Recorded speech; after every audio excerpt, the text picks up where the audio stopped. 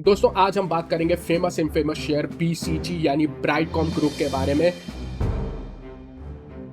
Scam 2023 मुझे लगता है भारतीय स्टॉक मार्केट इतिहास में one of the biggest scam हुआ है। यहाँ पे बिगेस्ट नहीं तो सबसे खतरनाक स्कैम तो मैं इसको जरूर नाम दूंगा। और सिर्फ मैं क्यों, सेबी भी तो ऐसा ही बोल रही है।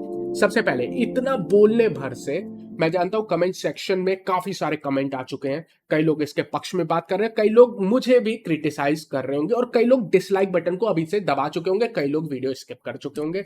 लेकिन ये आपका अधिकार है, कोई दिक्कत नहीं है, ये आपका अधिकार है, इसीलिए सोशल मीडिया प्लेटफॉर्म बने हैं। लेकिन एक चीज है, स्टॉक मार्केट में, इन्वेस्टिंग में, ट्रेडिंग में आपको एक चीज नकार नहीं सकते हो, वो है तथ्य, फैक्ट्स। और सेबी ने 73 पेजेस की रिपोर्ट में जितने शानदार फैक्ट्स प्रोवाइड किए हैं, फैक्ट्स के नाम पे उन्होंने बैंक स्टेटमेंट प्रोवाइड कर दिया, उन्होंने मनी ट्रेल दिया है, उन्होंने पूरे ट्रांजैक्शंस का प्रूफ दिखाया है कि किस तरह से पैसा निकाला गया है बीसीजी ग्रुप के द्वारा, कैसे मासूम रिटेल ट्रेडर इन्वेस्टर का पैसा चोरी किया गया, और इसका पूरा सबूत दिया है। उनके खुद के शब्द हैं और उन्होंने बोला है कि मैंने अपने पूरे इतिहास में यानी सेबी के इतिहास में कभी भी किसी कंपनी पे 2 बार इंटरिम ऑर्डर पास नहीं किया, ऐसा पहली बार इतिहास में हुआ है। और उन्होंने लिखा है कि ऐसा करने पे मुझे मजबूर किया गया है क्योंकि जिस तरह का ये केस है वो इतना सीरियस है, इतना खतरनाक है कि तुरंत एक्शन लेना जरूरी है। उनकी रिपोर्ट में ऐसा कहा गया है। तो क्या हुआ है, क्या लिखा है रिपोर्ट में और कैसे ये पूरा फ्रॉड हुआ है, इस वीडियो में सारी चीजों को डिटेल में समझेंगे। सबसे पहले मैं आपको रिपोर्ट के कुछ ब्रॉड बातें बता दूं, यानी बड़ी बातें बता दूं। इस रिपोर्ट में 73 पेजेस में बेसिकली 6 बड़े आरोप है कंपनी पे और काफी गंभीर आरोप है। और उन आरोपों का फिर प्रूफ दिया गया है सेबी के द्वारा और बताया गया कि किस तरह से ये पूरा फ्रॉड का मायाजाल बिछा हुआ है। तो सबसे पहले कौन से बड़े 6 आरोप हैं? सबसे पहला आरोप ये है कि देखो, कंपनी की मंशा जो थी वो शेयर होल्डर के पैसों को चोरी करने की थी। अब ऐसा तो नहीं है कि किसी की जेब काट लोगे भाई, वो कंपनी है, ठीक है, तो उसको जब चोरी करना होगा तो इतना आसान नहीं है, फिर उसको पूरा माया जाल बिछाना पड़ता है। चेस बोर्ड पे नहीं, जैसे पीसेस रखे होते हैं वैसे चेस बोर्ड बिछाना पड़ता है।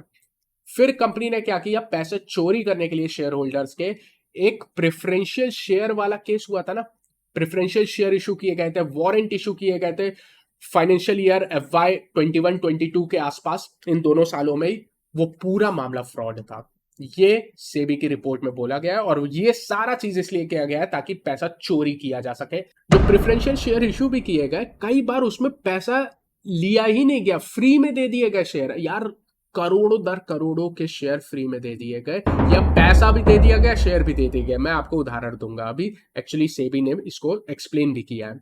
ये बहुत गंभीर आरोप है, लेकिन जो सबसे गंभीर आरोप है मेरी नजरों में, अब आपको पता है ना, इस केस में एनफोर्समेंट डायरेक्टरेट यानी ईडी की भी एंट्री हो चुकी है, जो कि एकदम स्पेशलाइज एजेंसी है। इसका नाम आप जानते हो, सिर्फ फाइनेंशियल फ्रॉड से रिलेटेड मामलों में घुसती है और बहुत जबरदस्त काम करती है। वो एंटर कर चुकी है बीसीजी के केस में। इनके ऑडिटर्स के ऑफिस में रेड की थी, आई थिंक 3 करोड़ के आसपास पैसे भी बरामद किए। ये बहुत गंभीर समस्या है बीसीजी की। और सबसे गंभीर आरोप जो मैं एक्सप्लेन कर रहा था, सेबी ने इस कंपनी से कहा कि देखो, तुमने प्रेफरेंशियल शेयर और जो वारंट दिए हैं, कंपनी ने कहा दिए, तो सेबी ने कहा प्रूफ दिखाओ कि पैसा मिला है। तुम्हारा ऑडिटर कह रहा है हम नहीं मानते, प्रूफ दो। कंपनी ने कहा ये लीजिए सर, बैंक स्टेटमेंट दिखा दिए। सेबी ने जब जांच की बैंक स्टेटमेंट्स की, अपने तौर पर यकीन नहीं किया बीसीजी पे, गए बैंक में, उनसे निकलवाई स्टेटमेंट और दोनों को मैच किया, तो पता चला ऐसा कुछ है ही नहीं। यानी इस कंपनी ने क्या किया, आप समझ रहे हो?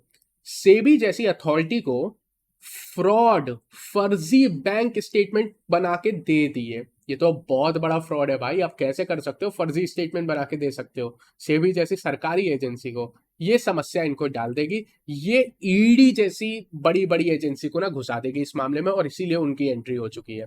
उनकी एंट्री हुई है और किस पे रेड की है? इनके ऑडिटर्स पे, जो पुराने ऑडिटर्स थे, अभी तो रिजाइन किया है। और वो सेबी ने कहा था कि यार तुम निकलो, तुम खुद ही इन्वॉल्व हो। ऑडिटर्स भी मिले हुए हैं ये पूरे फ्रॉड में, इनफैक्ट सब मिले हुए हैं, कंपनी के मालिक से लेके एम्प्लॉय, इनफैक्ट एक एम्प्लॉय ने अपनी बीवी के माध्यम से भी चोरी की है, उसके पास भी वारंट निकले हैं। इस टाइप के भी केसेस हैं, आप पढ़ोगे तो आपको मजा आ जाएगा और आपको ऐसा लगेगा यार एक मूवी बना दो। जैसे एक सीरीज थी ना हमारी स्कैम 1992 पे, ये कुछ उससे भी खतरनाक और वैसा ही केस है। मतलब खतरनाक तो उससे है, मैं कहूंगा बहुत जबरदस्त है, इस पे एक सीरीज बननी चाहिए। अच्छा, रिपोर्ट की कुछ बड़ी बातें आपको बता दूं, ये जांच अभी तक चल रही है, ऑनगोइंग प्रोसेस है। कैसे? जो प्रेफरेंशियल शेयर इशू किए गए हैं वो कितने करोड़ के हैं? लगभग 867 करोड़ के इशू किए गए हैं। एक्चुअली में ऐसा कुछ हुआ नहीं है, देखो सारी चीजें फ्रॉड है। जो आप नंबर देख रहे हो ना इनकी फाइनेंशियल स्टेटमेंट में, आपको दिखता है कि इतना पैसा है, इतना रेवेन्यू है, मुझे लगता है सब फ्रॉड है। इस कंपनी के एक नंबर पे भरोसा करने लायक नहीं है। आप कहोगे तुम भरोसा ही नहीं कर रहे बॉस, इन्होंने गलत सारी चीजें की है। अभी मैं सेबी ने प्रूफ किया है, उसको एक्सप्लेन करूंगा। उसके बाद आपको याद है ना, सेबी ने इन पे एक फॉरेंसिक ऑडिट भी बैठाई थी, इनको बताया था कि ये जो तुम्हारी पुरानी फाइनेंशियल स्टेटमेंट है सारे नंबर इन्फ्लेटेड है, नंबर भी गलत है, क्या जांच करोगे, क्या पता करोगे इनकी फाइनेंशियल स्टेटमेंट से। अब ये सोचो, लगभग 867 करोड़ के प्रेफरेंशियल शेयर इन्होंने इशू करने की बात कही, ऐसा कह देते हैं। उसके लिए इनको शेयर होल्डर चाहिए, तो कोई तो खरीदेगा। तो 82 एंटिटीज हैं जिन्होंने इसमें पार्टिसिपेट किया। सेबी ने अभी तक कितनों की जांच की? 22 की। तो आप समझ सकते हो कि यह जांच अभी और ज्यादा बढ़ेगी। लेकिन मामला इतना गंभीर है कि सेबी को तुरंत सेकेंड इंटरिम ऑर्डर निकालना पड़ा, इतिहास में पहली बार किसी भी कंपनी पे। जो 22 एंटिटीज की सेबी ने जांच पड़ताल की, पूरी तरह से सारे फ्रॉड पाए गए और जबरदस्त तरह से फ्रॉड पाए गए। एक उदाहरण के तौर पे मैं एक्सप्लेन करने जा रहा हूं, उससे आप समझ जाओगे। और बाकी जो 22 है ना, उन सब की भी यही कहानी है। इनफैक्ट ये वही कंपनी है जिनको मैंने अपने वीडियो में भी कवर किया था, इनमें से 4 को, और बोला था कि मुझे लगता है ये सब फ्रॉड कर रहे हैं। और अब सेबी ने बिल्कुल डिटेल में बताया कि फ्रॉड कैसे हुआ है। वहां पे मैंने बताया था फ्रॉड हो रहा है, मुझे ऐसा लग रहा है, लेकिन सेबी ने पूरे तथ्यों के साथ पूरी प्रूफ करके बताया। देखो, एक उदाहरण देने जा रहा हूं। यहां पे राउंड ट्रिपिंग की गई है, समझ रहे हो ना? जो प्रेफरेंशियल शेयर बात किए गए थे कि हम इशू कर रहे हैं, वो सारी चीज फर्जी थी। उदाहरण के तौर पे यहां पे मैं सरिता कॉस्मोसेल्स एक कंपनी थी, और इस कंपनी की बड़ी ही जबरदस्त स्टोरी है। इस कंपनी ने बीसीजी के प्रेफरेंशियल अलॉटमेंट में पैसे डालने की बात कही कि हम लगाएंगे पैसे, क्यों चिंता कर रहे हो। इस कंपनी ने लगभग बात कही कि हमें 5 करोड़ वारंट चाहिए, लगभग ₹7.5, ₹7.70 के आसपास। यानी इस कंपनी को कितने रुपए देने चाहिए थे सही तरीके से? लगभग 38 करोड़ 50 लाख रुपए देने चाहिए थे, क्योंकि पूरा पैसा तो आप दोगे ही ना। अब भाई मुझे रिलायंस का शेयर खरीदना है, तो ऐसा तो होगा नहीं कि मैं कहूंगा 100 रुपए में मुझे रिलायंस दे दो, कोई नहीं देगा। इनको दे दिए यही तो जबरदस्त बात है। तो 38 करोड़ 50 लाख रुपए देने चाहिए थे। सेबी ने कही कि ठीक है बॉस, दिखाओ कि इन्होंने दिया। तो इसने बैंक स्टेटमेंट दिखा दिए। सेबी ने जब बैंक से वेरीफाई किया तो सेबी शॉक रह गई। सेबी के ऑफिशियल कहते हैं बॉस तुम ये कर क्या रहे हो। उन्होंने देखा कि भाई सिर्फ 4 करोड़ 10 लाख रुपए सरिता कॉस्मोसेल्स ने दिए गए हैं। उसके बाद कोई पैसा दिया नहीं गया है, सिर्फ 4 करोड़ 10 लाख रुपए ट्रांसफर किए गए थे सरिता कॉस्मोसेल से बीसीजी में। तो आप कहोगे अच्छा 38 करोड़ करने थे, सिर्फ 4 करोड़ किए गए। नहीं बॉस, 4 करोड़ भी नहीं किए गए। यहीं पे मामला आ जाता है राउंड ट्रिपिंग का। बीसीजी ने किया क्या? इसकी कुछ सब्सिडरीज हैं, सब्सिडरी मतलब सिस्टर कंपनी, कंपनी की कंपनी, ठीक है। जैसे टाटा की आप जानते हो ना, टाटा सन्स है मेजर, और उनकी सारी कंपनी है टीसीएस से लेके टाटा मोटर, तो इनकी सिस्टर कंपनी थी वाई रीच, लिल, ये सारी इनकी सिस्टर कंपनी से। इन सिस्टर कंपनीज के माध्यम से बीसीजी ने किया क्या जानते हो? बीसीजी ने इन कंपनियों को पैसा दिया। इन कंपनियों ने फिर बीच में कुछ मिडिल मैन थे, दलाल कह लो, उन दलाल का नाम भी लिखा हुआ है सेबी की रिपोर्ट में, जैसे कृष्णा ट्रेडर्स हो गए, जतन डेवलपर्स हो गए, आई डोंट नो, सारी अनलिस्टेड कंपनी होंगी, पर इनके माध्यम से उस पैसों का गोल गोल हेरफेर किया गया। बीसीजी ने पैसा दिया अपनी सब्सिडरीज को, सब्सिडरी ने पैसा दिया इन मिडिलमैन को, मिडिलमैन ने ये पैसा जाके वापस सरिता कॉस्मोसेल को दे दिया, और वही पैसा सरिता कॉस्मोसेल ने बीसीजी के प्रेफरेंशियल शेयर में लगा दिया। यानी आप एक चीज सोचो, हुआ क्या यहाँ पे।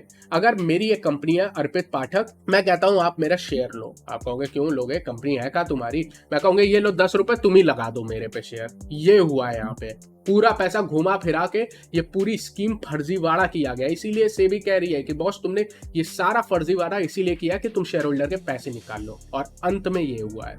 तो आप समझ रहे हो, अपनी सब्सिडीज का उपयोग करके पैसे को गोल गोल घुमा के वापस अपनी ही जेब में डाला गया है। बेसिकली कंपनी का पैसा प्रमोटर जो ओनर्स हैं उनकी जेब में गया है, और जो टॉप मैनेजमेंट वाले हैं उनकी जेब में गया है। ऐसा काम किया गया है, और ये चीज आप सब में देख सकते हो। और अगर आप इसका डिटेल में प्रूफ देखना चाहते हो तो सरिता कॉस्मोसेल का आपको सेबी की रिपोर्ट में पेज नंबर 9 पे पूरी बैंक ट्रांजैक्शन दिख जाएगी कि किस तरह से किया गया है। इससे भी इंटरेस्टिंग बात जो है कि बेसिकली बाद में हुआ क्या कि ये जो कंपनी के प्रमोटर है ना, जो इसके ओनर थे रेड्डी साहब, उन्होंने क्या किया, फिर सरिता कॉस्मोसेल को जाके खरीद लिया। मैंने जो वीडियो बनाया था ना उस समय मैंने यही बात को नोटिस किया था कि तुम सरिता कॉस्मोसेल में क्यों खरीद रहे हो, और ये कंपनी कुछ नहीं करती है, ये कंपनी की तो वैल्यू ही नहीं है, ये ना उस बिजनेस में है जैसे रजिस्टर हुई है मिनिस्ट्री ऑफ कॉर्पोरेट अफेयर्स में, आपको सबकी डिटेल दिख जाएगी। तो मैंने देखा, वहां से वेरीफाई किया, मैं कहा ये तो सेंस ही नहीं बनता है, ये क्या चल रहा है, ये कंपनी प्रेफरेंशियल शेयर इसमें खरीदती है, तुम जाके इस कंपनी को खरीदते हो, तो बेसिकली तुम तो पैसा घुमा रहे हो। और ये बात प्रूफ के साथ सेबी ने अपनी रिपोर्ट में डाली है, देख के तो मैं शॉक हो गया बॉस। इसको प्रमोटर ने खरीद दिया, इसीलिए आपको मार्च में देखने को मिला प्रमोटर शेयर होल्डिंग 4% से लगभग आई थिंक 2%, 4% जो भी थी 18% बढ़ गई थी। तो शेयर होल्डर काफी खुश हो गए थे कि प्रमोटर्स खरीद वरीद नहीं रहे, ये फर्जी वाला चल रहा था। और ये तो मैंने उस समय बिल्कुल प्रूफ के साथ बताया था। बट सोच रहे हो, और उसके बाद रेड्डी साहब ने, मिस्टर सुरेश रेड्डी ने लगभग आपके 1 करोड़ 15 लाख रुपए ट्रांसफर किए थे फिर सरिता कॉस्मोसेल को। तो at the end of the day पैसा कंपनी से निकल के बाकी कंपनी में चला गया, ये पैसा गायब हो गया जो शेयर होल्डर का पैसा था। प्रेफरेंशियल शेयर इशू हो गए बिना पैसा दिए। आप सोचो कितने रुपए, 3 लाख रुपए का नेट नेट ट्रांजैक्शन हुआ अगर आप बैंकिंग ट्रांजैक्शन देखोगे, और 3 लाख रुपए के बेसिस पे आपके लगभग 38 करोड़ के शेयर इशू हो गए। ये हुआ सरिता कॉस्मोसेल में। लेकिन ये ऐसी कंपनी नहीं है, चलो यहाँ पे 3 लाख रुपए नेट नेट बेसिस पे ट्रांसफर हुआ है। बाकी कंपनीज को देखोगे ना, बाकी में तो ये पैसा ट्रांसफर भी नहीं हुआ है। जैसे आप उसके बाद Shalini LLP, Shalini sales LLP में, मतलब इसमें तो ऐसा हुआ कि बॉस पैसा भी नहीं दिया गया, शेयर मिल गए, और कुछ केसेस में तो पैसे भी मिल गए, शेयर भी मिल गए। यानी आपको कोई रिलायंस का शेयर भी दे दे और कहे कि ये लो 2,000 रुपए और रख लो। ऐसा होता है? नहीं होता। इस कंपनी में ऐसा ही होता है। और इस कंपनी में तो बाकी एक मार्केट गुरु शंकर शर्मा जी का नाम भी आया है इसमें, जो कि काफी दिवाली में और न्यू ईयर पे हमें दिख जाते हैं बड़े बड़े टीवी चैनल्स पे। हमारे वीडियो पे यूट्यूब लगा देती है नीचे डिस्क्लेमर, जो हम लोग कोशिश करते हैं बताने की, लेकिन बड़े बड़े चैनलों पे आते हैं, वो बताते हैं इन्वेस्टिंग का मंत्र, उनका भी डिटेल पूरी यहाँ पे इंक्लूड की गई है। उन्होंने भी पूरे पैसे नहीं दे गए, सेबी ने उन्हें नोटिस दिया है, वो आ नहीं रहे हैं, आई थिंक विदेश में बैठे हुए हैं, उनका बैंक डिटेल भी मांगा गया है, उन्होंने छुपा के दिया है। तो बड़ी कहानी है, और इन सब पे सेबी ने रोक लगा दी है कि तुम अपने शेयर बेच नहीं सकते हो। बाकी जो प्रमोटर्स हैं उन पे रोक लगा दी है, तुम किसी भी पब्लिक कंपनी या उसकी सब्सिडरी में टॉप रैंकिंग पोजीशन यानी डायरेक्टरेट पोजीशन होल्ड नहीं कर सकते। कई लोग कहेंगे यार ये कंपनी इतना पहले से चल रही है तो क्या ही फ्रॉड करेगी, क्यों करेगी, इतने लोगों से बिजनेस करती है। सारी चीजें मुझे पता है, जो चर्चाएं होती है बीसीजी की, इस कंपनी को मैं बहुत ट्रैक करता था। तो बेसिकली बीसीजी का इतिहास देख लेते हैं। 1999 में आई थी कंपनी। ये कंपनी पहले ग्रीटिंग कार्ड्स बनाने का काम करती थी, और इसका नाम था यूएसए ग्रीटिंग्स। उसके बाद ये अपना नाम बदल देते हैं, लेंको ग्लोबल कर लेते हैं। फिर उसके बाद ये अपना नाम बदल के एलजीएस ग्लोबल कर देते हैं। फिर उसके बाद ये अपना नाम बदल के वाइब्रेंट डिजिटल कर देते हैं। फिर उसके बाद ये अपना नाम बदल के लाइकोस इंटरनेट कर लेते हैं। फिर ये अपना उसके बाद नाम बदल के ब्राइटकॉन ग्रुप लग देते हैं। तो भाई एक बार बताओ, अपने इतिहास में एक कंपनी है जो अपना बिजनेस मॉडल एक बार बार चेंज करे और अपना नाम बार बार चेंज करे, ऐसी कंपनी को क्या बोलोगे? और फिर सेबी कहती कि तुम्हारी पुरानी रिपोर्ट तो खराब है। भाई ये सारी घटनाक्रम कब की है? 2020, 2021, 2022 की है, इन 3 साल की है। लेकिन सेबी कह रही है तुम्हारी पुरानी रिपोर्ट के जो फाइनेंशियल्स है ना वो भी गलत है। बेसिकली इनके प्रमोटर्स को पैसे निकालने थे शेयर होल्डर के। आपको पता है ना किस टाइप के शेयर प्राइसेस में जंप आई थी आज? बहुत जबरदस्त डिमांड बन चुकी थी शेयर की, और किस तरह से बनी है हमें आपको सबको पता है कि किस तरह से कंपनी ने अपना जो एक्सपर्टीज है डिजिटल मार्केटिंग का उसका पूरा यूज किया है। अब मैं इनके कंपनी से पैसे निकालने हैं प्रमोटर्स को, तो कैसे निकालेगा? उसके लिए ये प्रेफरेंशियल शेयर का पूरा माया जाल रचा गया। ना पैसा आया ना पैसा गया, और टोटल में आप देखोगे लगभग 450 करोड़ रुपए जो दिख रहा है अभी वो कंपनी की बुक से मिसिंग है। ऑब्वियसली ये इन्वेस्टिगेशन चल रही है, लेकिन 450 करोड़ लगभग मिसिंग नजर आ रहा है बुक से। यानी हुआ क्या, बीसीजी ने अपनी बैलेंस शीट से पैसा दिया सब्सिडरी को ऐसा लोन। अब वो लोन कंपनी की बैलेंस शीट पे लिखा है कि मैंने दिया है 800 करोड़ के आसपास। जब सेबी ने जांच पड़ताल की तो देखा कि अकाउंट में पैसा सिर्फ पहुंचा लगभग 300 करोड़ ऐसा कुछ। यानी बाकी पैसा कहां गायब हो गया, किसके पास चला गया, पता ही नहीं चल रहा। इसलिए सेबी कह रही कि यहां से पैसे घुमा के अपनी जेब में डाल दिए गए जो पैसे शेयर होल्डर के थे। ये है सबसे बड़ा आरोप, और इसको करने में कंपनी ने सारे जितने कानून थे, जितनी आप गलत काम कर सकते थे, वो सारे इस कंपनी ने कर दिए हैं। मुझे लगता है personally this is going to be very bad time for BCG, और मुझे पर्सनली लगता है कि अब ये कंपनी का वापस आना बहुत मुश्किल है, क्योंकि जिस टाइप के तथ्य प्रोवाइड किए गए हैं, कैसे नकारेगी यार कंपनी अपने मतलब फाइनेंशियल स्टेटमेंट को? कैसे आप नकारोगे? आपने जो फ्रॉड डॉक्यूमेंट प्रोवाइड किया है वो कैसे नकारोगे? ईडी भी आ चुकी है। बहुत मुश्किल समय है कंपनी का। मैं जानता हूं इस समय अच्छी बात क्या होती, सब लोग खुश कैसे होते हैं, कि अगर मैं पॉजिटिव बात कर देता कि दोस्तों कोई बात नहीं, शेयर मार्केट में होता है ऐसा, इस टाइप का कंटेंट बनाता ना तो चल जाता ज्यादा, मुझे भी पता है, ठीक है। लेकिन नहीं होगा। पॉजिटिविटी तब तक सही है जब तक एक उम्मीद है। उम्मीद एटलीस्ट मेरी बची ही नहीं है इस कंपनी से। वैसे मेरी तो खत्म हो गई थी देखने पे बाद ही वो वीडियो बनाया था, बट बहुत बुरा मामला है इस कंपनी का।